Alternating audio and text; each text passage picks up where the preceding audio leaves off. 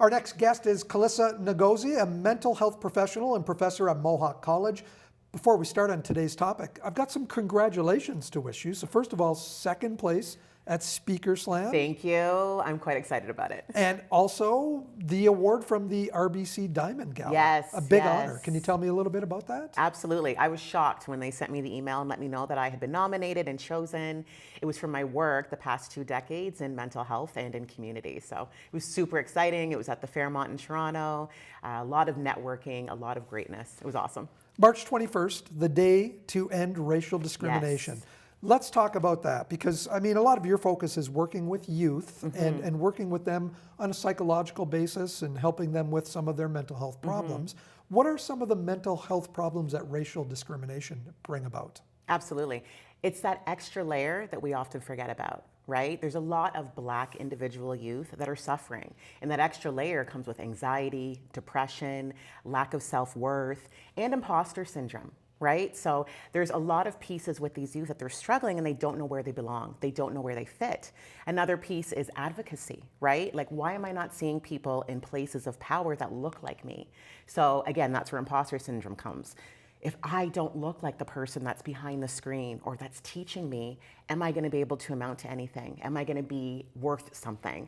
And I'm really working hard with colleagues and other people in the profession to try and shatter that stigma. It's important. What are some of the things that you do to help these young people to get through these? Absolutely. So I am a motivational speaker by trade as well. So, some of the topics that I bring up are my own childhood, what it was like being a Black youth raised by white family. You have a very interesting childhood that way. I do, yeah. So my parents are white, love them to death, great people. They did a fantastic job, I think, at raising me. So do I. But the key piece for me was that they always made sure to integrate that Black culture because they saw it. They saw that we don't want our daughter to lose that because this is a piece of who she is.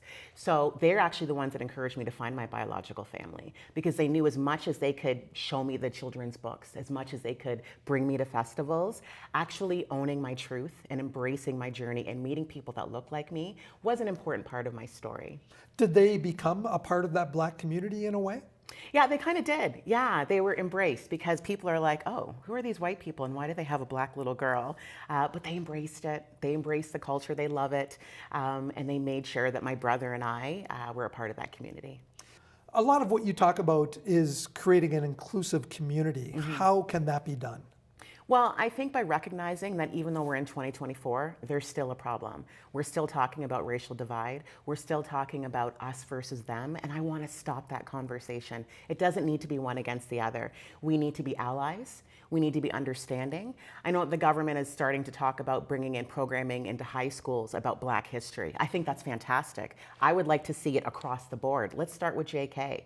Let them know who Harriet Tubman was. Let them know who these important figures in our history are.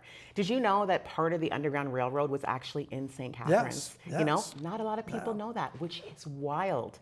I want these kids, not just Niagara, but all over. And not just Black kids, white kids, Puerto Rican, Asian, everyone across the board. I think it's also important that these kids see current role models doing great things. Someone like yourself, someone like Michelle Jean. Absolutely. These kinds of people who have, been successful.